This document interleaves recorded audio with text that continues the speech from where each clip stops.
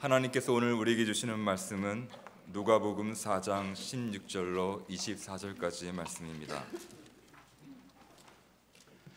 하나님의 말씀을 받들어 읽겠습니다.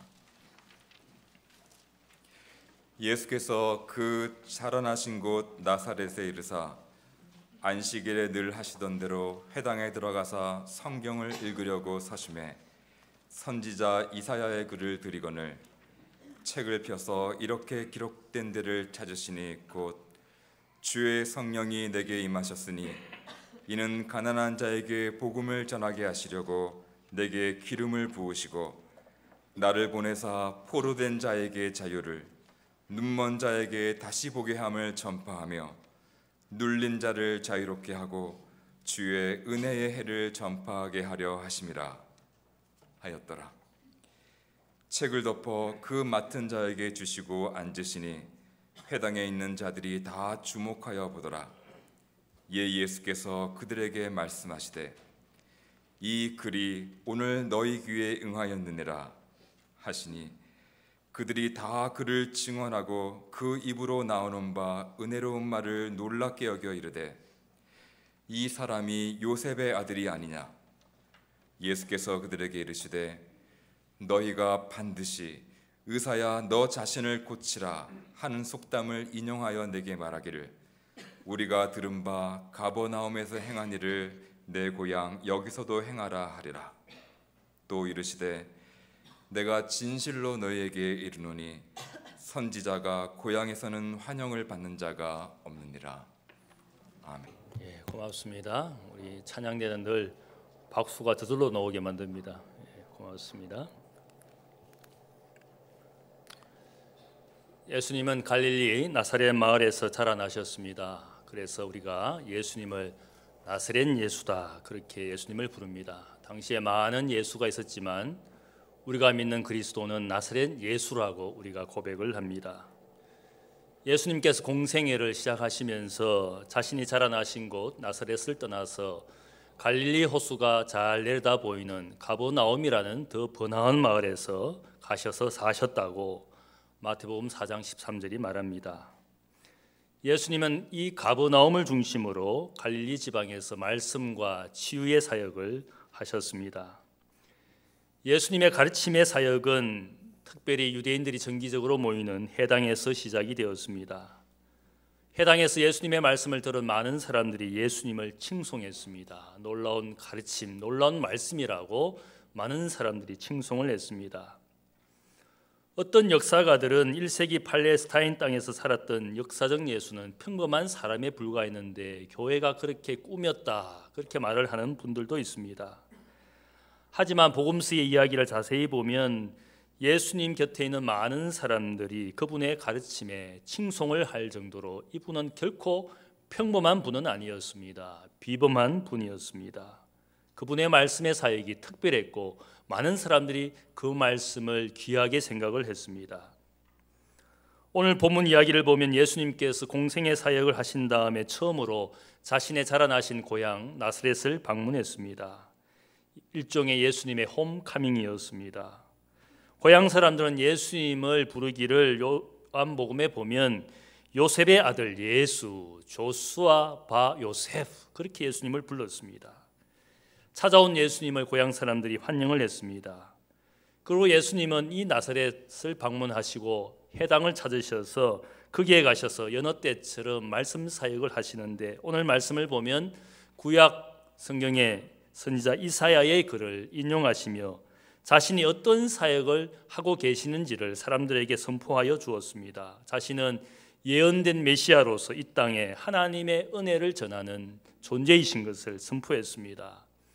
하나님의 은혜가 임하는 그 시간, 그 세월을 주님의 은혜의 해다 이렇게 예수님께서 인용하여 말씀합니다.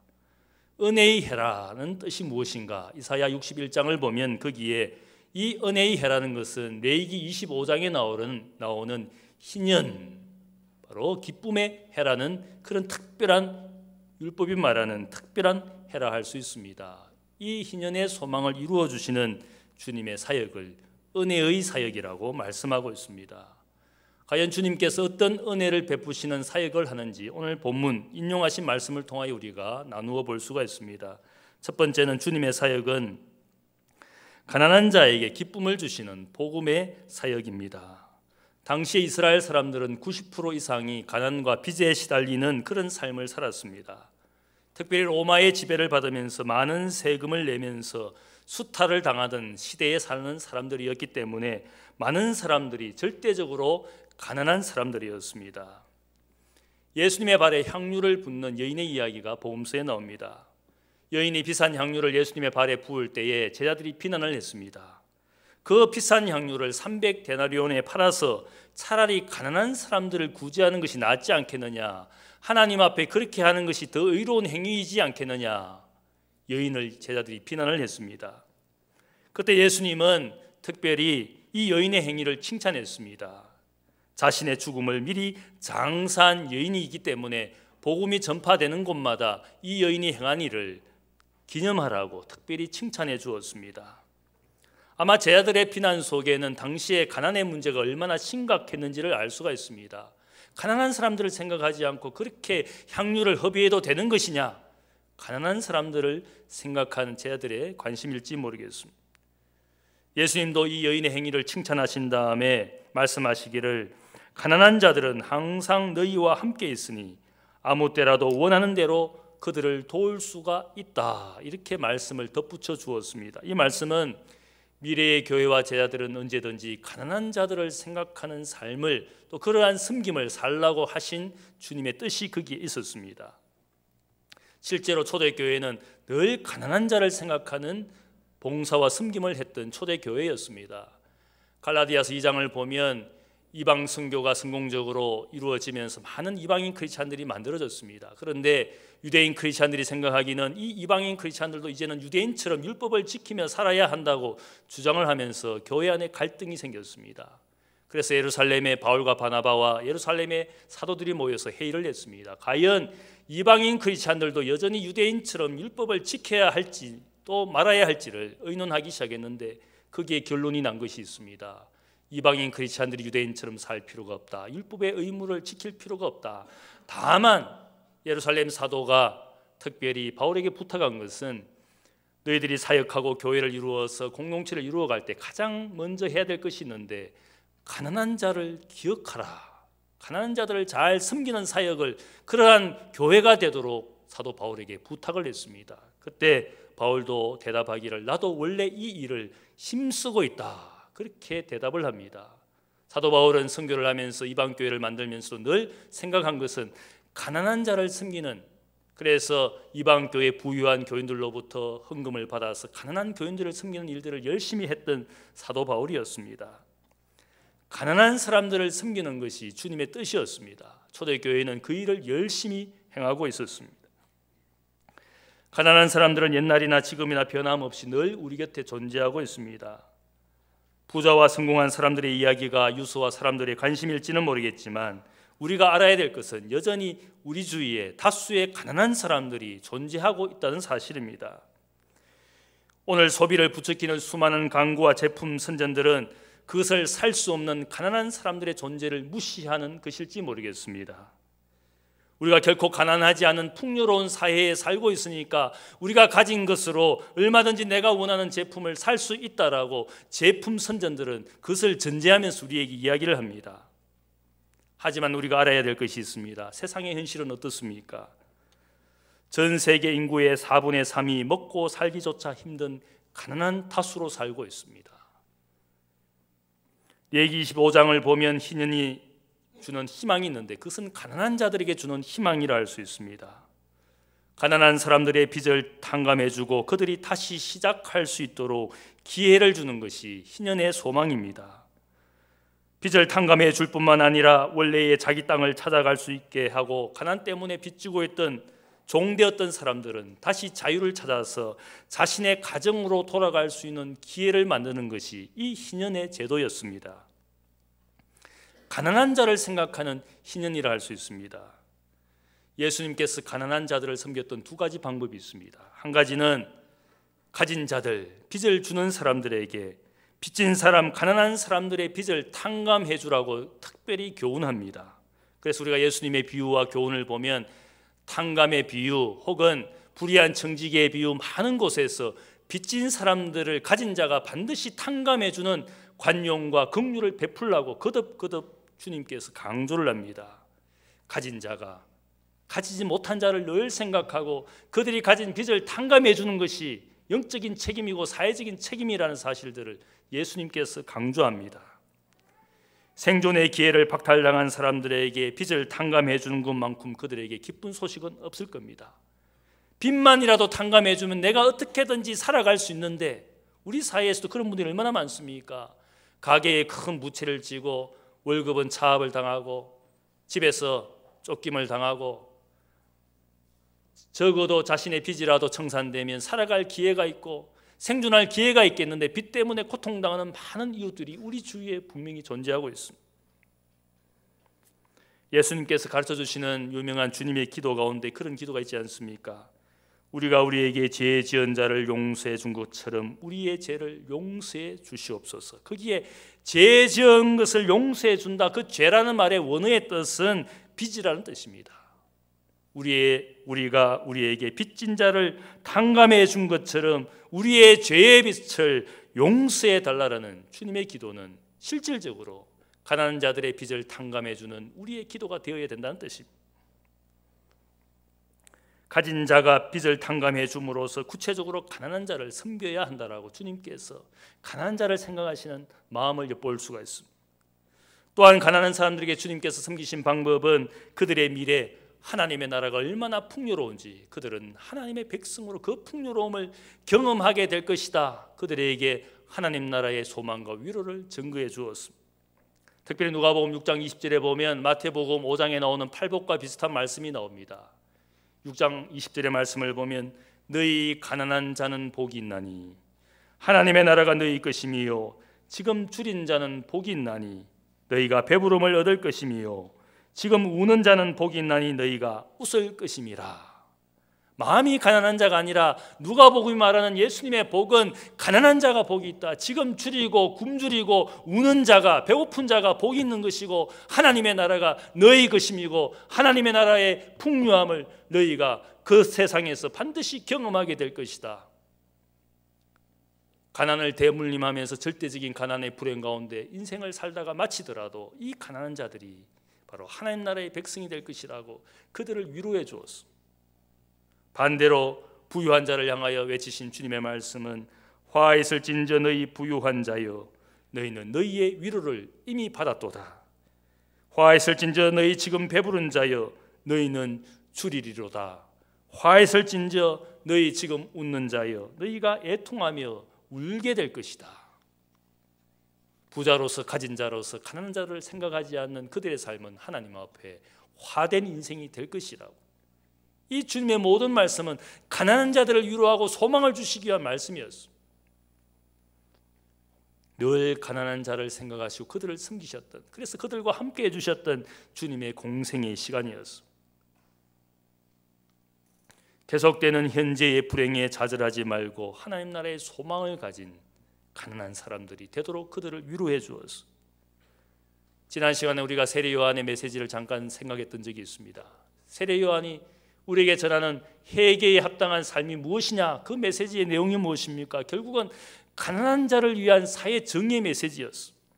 세리는 정한 세금 이외의 것을 결코 거둬주지 말라라고 요청했습니다.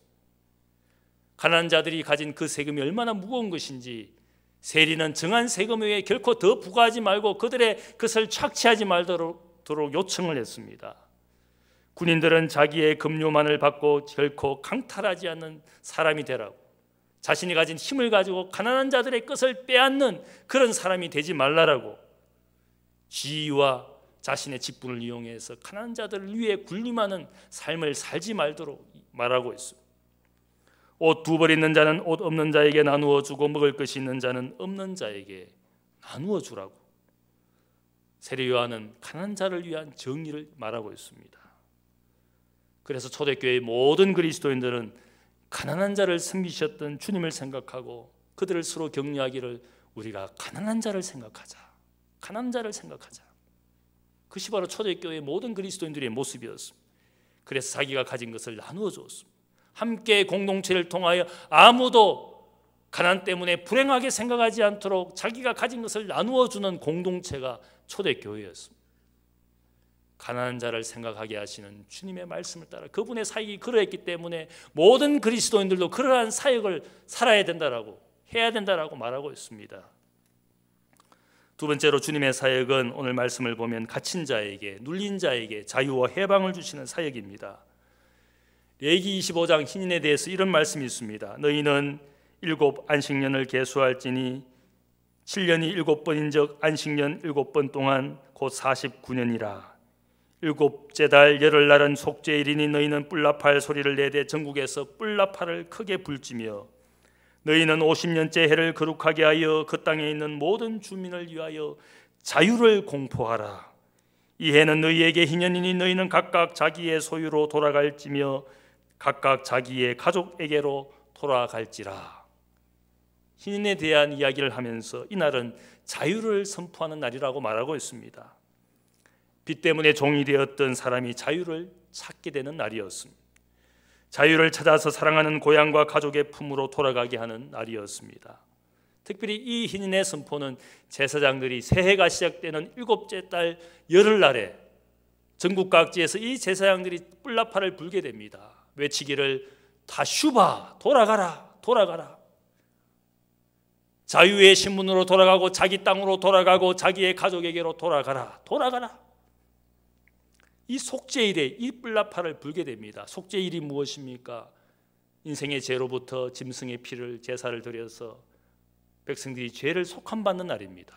자유하게 되는 날입니다. 죄의 권세로부터 자유를 얻게 되는 속죄함을 받는 그날에 이 새해에 뿔나팔을 불면서 바로 하나님께로 돌아가는 인생, 하나님의 안에 있는 진정한 자유, 하나님 안에 있는 진정한 구원을 경험하도록 뿔나팔을 불게 됩니다. 바로 우리 주님은 죄의 감옥에 갇혀있는 인생을 자유하게 하시기 위해 이 땅에 오신 구원자라는 뜻입니다. 사도 바울은 우리 인생이 죄의 감옥에 갇혀 사는 존재임을 고통스럽게 고백했습니다. 로마서 7장 19절을 보면 내가 원하는 바 선은 행치 아니하고 도리어 원하지 않는 바 악을 행하는도다. 만일 내가 원하지 아니하는 그것을 행하면 이를 행하는 자가 내가 아니요 내 속에 거하는 죄니라. 오호라 나는 공고한 사람이로다. 이 사망의 몸에서 누가 나를 건져내랴. 바울이 고백하는 것은 우리 모든 인생이 죄의 감옥에 갇혀있는 죄수와 같은 인생이다고, 스스로 죄의 권세를 이길 수 없는, 원하는 바 선을 행치 아니하고 우리 마음속에 나오는 정욕대로 악을 행하는 인생이고 내 자신이 내 자신의 삶을 컨트롤할 수 없다라고 그렇게 고백을 하고 있습니다. 공고한 인생, 사망의 몸에서 스스로 구원할 수 없는 인생이라고 고통스럽게 고백합니다. 죄의 감옥에 갇혀 있다가 결국은 사형장에 끌려갈 날을 기다리는 사형수와 같은 죽게 되어 있는 운명을 가진 존재라고 자기를 고백했어. 또한 인생을 말하기를 죄 아래 팔려가는 노예와 같다.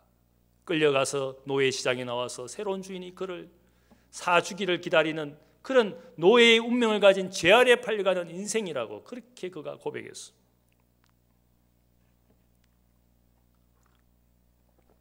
우리가 가진 자유가 얼마나 귀한 것인지 우리가 잘 모릅니다. 자유한 그 시간 동안에는 우리가 가진 이 자유가 얼마나 귀한 것인지 잘 모릅니다. 그런데 자유를 잃게 되었을 때 그 자유가 얼마나 귀한 것인지를 그때야 비로소 깨닫게 됩니다. 제가 오래전에 안양 교도소를 들락날락 거린 적이 있습니다. 한 4년 동안 들락날락 거렸습니다. 그렇게 따지면 제가 별이 무수합니다. 무수한 별을 달고 있습니다. 제가 한 달에 한 번 안양 교도소를 찾아가서 거기에 교도소 가장 안쪽까지 들어가서 거기에 무기징역수들을 4년 동안 만난 적이 있습니다. 한 달에 한 번 그들과 함께 밥을 먹고 한 방에서 예배를 드리면서 4년을 보낸 적이 있습니다. 대부분 그들은 살인범들입니다. 15년, 20년을 살고 있는 그런 사람들입니다. 이들과 대화를 하면서 느낀 것은 이들이 얼마나 교도소 밖의 자유를 그리워하고 있는지 그들의 눈빛과 말을 통해서 알 수가 있습니다. 그들이 고백하기를 목사님, 제가 아무 가진 것도 없이 혹시 담장 밖을, 교도소 밖을 나가 살게 되더라도 저 담장 밖에서 하루라도 자유롭게 살아봤으면 좋겠습니다. 그런 고백을 하는 것을 제가 들었습니다. 그래서 그들은 광복절 특사로 나갈 수 있지 않을까, 광복절만 손꼽아 기다리고 있습니다. 이번에 혹시 사면 되지 않을까, 사면 되지 않을까. 해마다 광복절이 되면 이 무기징역수들이 그렇게 기다리고 있습니다. 광복절은 그들에게 진짜 해방의 날이었습니다. 바깥 세상에 살 때 그 자유가 소중한 줄 몰랐는데 15년, 20년을 살아보니까 얼마나 그 자유가 귀중한 순간인지를 그들이 절실하게 깨닫고 있었습니다. 억압과 통제 속에 있는 북한 땅의 주민들도 얼마나 자유를 그리워하고 있겠습니까? 제가 생각할 때 자유라는 것은 아무리 억누르고 통제를 해도 결국 그 자유는 터져 나오는 것입니다. 우리가 풍선을 누르다 보면 결국 터지지 않습니까? 저는 자유라는 것이 그것과 같은 것이라 생각을 합니다.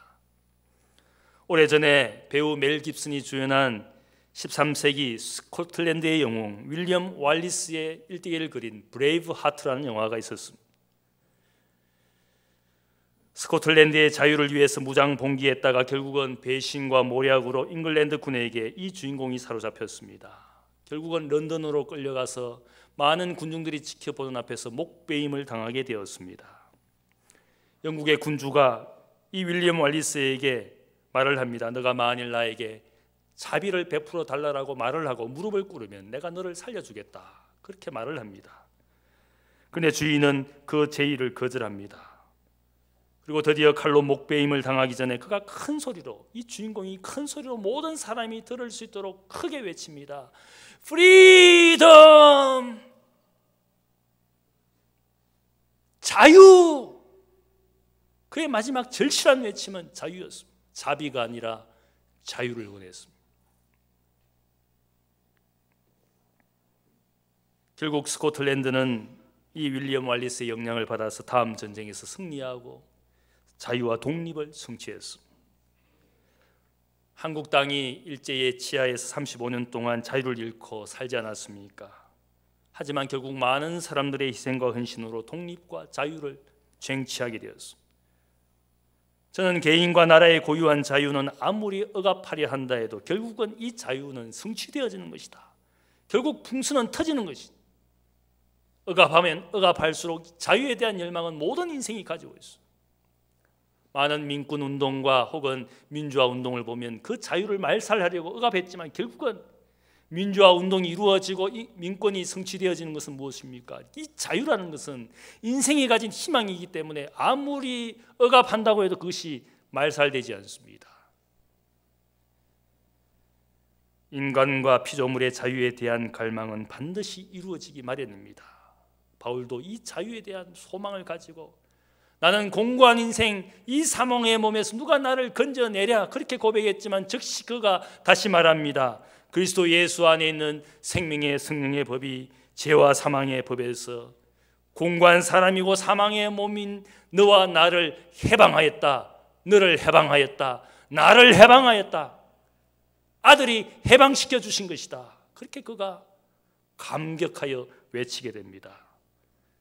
예수님이 유대인을 향하여 진리를 알지니 진리가 너희를 자유케 하리라. 이렇게 자유에 대해서 이야기했습니다.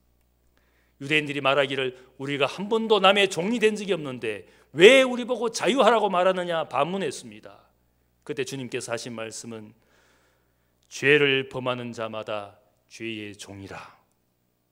내 속에 있는 죄의 정욕이 나를 죄를 범하게 하는 것이 무엇을 의미하는 것이냐? 우리 모든 인생이 죄 아래 태어나고 죄 가운데 살아가고 죄 때문에 죽는 것이다. 늙어서 죽는 것이 아니라 병들어 죽는 것이 아니라 우리가 죽는 것은 죄 때문에 죽는 것이라고 성경이 말하고 있습니다. 죄의 열매, 죄의 싹이 죽음으로 우리에게 이어진 불행을 맛보게 하고 있습니다. 그래서 우리가 다 죄인이라는 것을 고백하지 않을 수가 없습니다. 죄의 불행 가운데 살아가는 인생을 향하여 주님께서 말씀하시기를 진리가 너희를 자유케 하리라. 또한 말씀하시기를 아들이 자유롭게 하면 너희가 참으로 자유하리라. 주의 영이 계신 곳마다 주의 성령을 경험하는 자마다 자유하리라. 주의 영이 계신 곳마다 자유하리라, 자유하리라. 자유에 대해서 우리에게 이야기해 줍니다.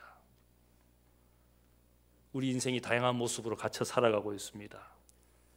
어떤 사람은 물질에 대한 탐욕으로 갇혀 살아가고 있습니다. 어떤 사람은 성공과 출세의 야망에 갇혀서 일평생 그렇게 살아가고 있습니다. 어떤 사람은 육신과 안목의 정욕에 사로잡혀서 도박과 술과 여자에 빠져서 살아가고 있지 않습니까? 자기 스스로도 자기를 컨트롤하지 못하는 갇혀 살아가는 인생들이 얼마나 많은지 모릅니다. 어떤 사람은 독승과 아집에 빠져서 살아가고 있습니다. 어떤 사람은 과거의 상처를 잊지 못해서 거기에 얽매여 살아가고 있습니다. 심리학자의 진단에 의하면 상처받은 사람들이 주로 남에게 상처를 주는 사람이 된다고 합니다. 어렵게 살았던 사람들이 남을 어렵게 만드는 사람이 된다고 합니다. 지배당했던 사람이 남을 지배하는데 익숙해진다고 합니다. 이 모든 것이 정신적이고 영적인 자유를 잃은 갇혀있는 인생의 모습이라 할 수 있습니다. 내가 어디에 갇혀있는지조차도 모른 채 살아가는 분들이 많이 있는 것입니다. 바울은 말하기를 모든 피조물이 바라는 것은 피조물도 썩어짐의 종노릇한 데서 해방되어 하나님의 자녀들의 영광의 자유에 이르는 것이라. 인생도 모든 피조물들도 구하는 것이 있는데 우리가 바라는 마지막 영광은 우리가 가진 자유, 이 자유가 온전해질 때 어디에 갇혀 있는지 모르지만 그 갇혀 있는 곳에서 인생의 시간들을 다 보내고 있지만 반드시 하나님이 아들 예수 그리스도를 통하여 모든 인생과 피조물이 얻게 될 영광이 있는데 그것은 자유에 이르는 것이다. 자유하게 되는 것이다. 살면서 자유하게 되는 이 삶을 얼마나 그리워할지, 어떻게 살면 내 직업과 일에 얽매여 평생 살아가요. 여러분들 얼마나 얽매여 살아가는 자신들을 한 번씩 보면서 좌절하지 않습니까? 자녀를 키우는 인생의 일에 인생의 시간을 다 보내고 내가 가진 이 직업에 일평생 수십 년을 종사하고 심지어는 목사라는 직분을 가지고 일평생 살아가는 어느 순간 뒤돌아보면 내가 왜 여기에 갇혀 살아가는가? 내 인생의 시간들을 이렇게 다 보낼 수밖에 없는가? 문득문득 그런 생각이 날 때가 있어. 자유에 대한 갈망이 우리 모두에게 있어. 분명한 것은 하나님께서 이 자유를 성취시켜 주시는 영광을 모든 인생들에게 주시기를 기대하시면서 아들을 보내어 주셨는데 눌린 자와 갇힌 자를 자유케 하시기 위해서. 그것이 바로 주님의 사역이었습니다. 세 번째로 주님의 사역은 병든 자를 치유하시는 사역입니다. 오늘 말씀은 눈먼 자를 보게 하시는 사역을 하시는 주님이라고 선포했습니다. 이 말씀의 원문인 이사야 61장을 보면 마음이 상한 자를 고치시며 그렇게 되어 있습니다. 예수님의 치유 사역을 많은 사람들이 경험했습니다. 많은 복음서 이야기는 많은 사람들, 병자들과 장애인들이 주님을 찾아왔습니다. 예수님께 고침받기 위하여 그토록 많은 사람들이 찾아왔습니다. 의술과 치료제가 그렇게 발전하고 있지만 병자들이 주는 것이 아니라 종합병원을 가보면 세상에 이렇게 많은 병자들이 있구나 깜짝깜짝 놀랄 때가 많습니다. 그렇게 의술과 치료제가 개발되지만 사람들의 병을 고치는 것이 아니라 더 많은 병을 발견하고 더 많은 병자들이 세상에 가득하구나, 더 많은 좌절을 느낄 때가 많습니다. 우리가 육신을 가지고 있는 한 병을 온전히 고칠 수가 없습니다. 새로운 병들이 나타나고 더 많은 사람들이 병자로 살고 있습니다. 그래서 제가 중보 기도를 할 때마다 빠뜨릴 수 없는 것이 환자들을 위해서 기도하고 있습니다. 환자들을 위해서 늘 기도할 때마다 이런 생각이 들었던 때가 있습니다.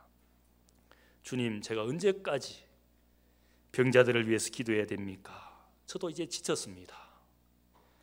새로운 병자 소식들만 가득합니다. 별로 크지도 않은 이 교회 공동체 이렇게 병자가 많습니까? 주님, 제게 치유의 능력을 주시면 혹은 제가 한 번만 기도하고 모든 병자들이 나을 수 있는 기도의 사람이라면 얼마나 좋겠습니까? 이렇게 오랜 시간 기도하지 않아도 되지 않겠습니까? 제가 능력이 부족해서 기도의 능력이 없어서 이렇게 저는 기도만 하며 살아가야 됩니까? 제가 하나님께 항변한 적이 있습니다. 그때 제 마음에 이런 주님의 음성이 들렸습니다. 금시가 내가 한 번 기도하고 내 시대에 살고 있는 모든 병자를 고쳐줄 수도 있었지만 나의 곁에 오기를 원하는 모든 병자들을 내가 만나주고 그들을 만져주고 기도해주고 그래서 육체뿐만 아니라 영혼도 구원하기를 기뻐한다. 나는 마지막까지 내가 살아있는 동안 그들을 사랑하고 싶다. 주님도 자기 시대에 그냥 한번 기도하시고 모든 병자를 고쳐줄 수 있는 그런 분이지만 그렇게 하시지 않았습니다. 병자들이 자기를 찾아오기를 기다려 주셨습니다. 병자들을 만져주시기를 원하시고 그들과 함께 해주기를 원하셨습니다. 왜냐하면 예수님은 단순히 육신의 병만을 고쳐주시는 의사가 아니라 그들의 마음과 영혼을 구원하시기를 기뻐하시는 구원자이셨습니다. 그들이 약할 때 오히려 주님을 찾고 주님의 사랑과 긍휼을 입을 기회와 시간을 그들에게 주셨다고 할 수 있습니다. 사도 바울이 육신의 병 때문에 필사적으로 주님께 3번 기도했습니다. 내가 약하기 때문에 선교사로서 전도자로서 살기가 힘듭니다. 나를 고쳐달라고 그가 필사적으로 주님께 매달렸습니다. 그때 주님께서 그에게 응답했습니다. 내 은혜가 너에게 족하도다. 그리고 고쳐주시지 않았습니다. 사도 바울은 그 주님의 음성을 듣고는 내가 약할 그때에 곧 강함이라. 내가 약할 때에 하나님의 능력이 온전히 내게 임하는 것이었구나. 내가 약한 것이 하나님의 은혜였구나. 고쳐지지 않는 것이 하나님의 은혜였구나. 하나님의 사랑과 긍휼을, 하나님의 관심을 계속 받을 수 있는 것이니까 그것이 은혜였구나. 그렇게 그가 고백을 했습니다. 약하고 병들었기 때문에 하나님의 사랑과 긍휼을, 그 하나님의 관심을 내가 계속 받을 수 있는 것이니까 그것이 얼마나 큰 은혜인가. 우리가 의사가 아니기 때문에 육신을 치유할 수 있는 능력과 기술은 분명히 없습니다. 하지만 환자들을 위해서 기도할 때마다 그 영혼이 필요한 사랑과 관심을 줄 수 있으니까 의사는 한번 고쳐주고 그 환자에게 관심이 없습니다. 그러나 우리는 그 환자들을 위해서 계속 기도하고 그의 존재와 그의 영혼을 위하여 계속 관심을 베풀 수 있기 때문에 의사보다 어쩌면 우리의 기도가 더 필요할지 모릅니다. 왜냐하면 육신의 질병을 낫는 것으로 인생이 끝난 것이 아니기 때문에 우리의 인생 모두가 결국은 죽음의 불행을 경험할 수밖에 없는 인생들이니까 이 죽어가는 영혼, 인생을 위해서 누군가 관심을 가지고 기도해 주는 것이 얼마나 귀한 일입니까? 예수님은 병든 자를 찾는 치료자이시기도 하지만 동시에 죄로 상한 영혼을 부르시는 구원자입니다. 헨리 나우엔 신부님은 예수님을 상처 입은 치료자 그렇게 불렀습니다. 인생의 모든 고통과 아픔을 이미 체휼하신 주님이시기 때문에 병든 인생을 진정으로 치유해 주실 수 있는 분은 상처 입은 치유자이신 주님만이 우리의 인생의 진정한 상처를 고쳐줄 수 있는 분이라고 그렇게 고백했어. 예수님은 희년의 기쁜 소식을 전했습니다. 오늘 이 글이 너희 귀에 응하였느니라. 미래 이야기가 아니라 오늘 다가오신 주님의 은혜를 우리 모두가 지금 경험할 수 있는 것이라고 말씀하고 있습니다. 가난한 사람들에게 전해주시는 기쁨, 그리고 죄의 감옥에 갇혀있는 인생에게 주시는 진정한 자유, 몸과 영혼의 병든 것을 고쳐주시는 치유가 주님이 전하시는 은혜라 할 수 있습니다. 바울이 말하지 않습니까? 지금이 은혜 받을 만한 때, 구원의 날이다. 멀리는 미래가 아니라 주님을 우리의 인생에 받아들이면 그런 은혜를 경험하고 그 시간과 그 날이 희년이 되는 것이, 기쁨의 날이 되는 것입니다. 은혜와 구원을 주시는 주님께로 가기를 원합니까? 그런 믿음을 가지고 있습니까? 주님을 만나면, 주님을 영접하면 참된 기쁨과 참된 자유, 온전한 치유함을 경험할 줄로 믿습니다. 이 믿음을 가지고 이 새해가 주님 안에서 은혜로 충만한 여러분의 희년이 되시기를 주님의 이름으로 축복합니다. 기도하겠습니다. 사랑의 아버지 하나님, 감사합니다.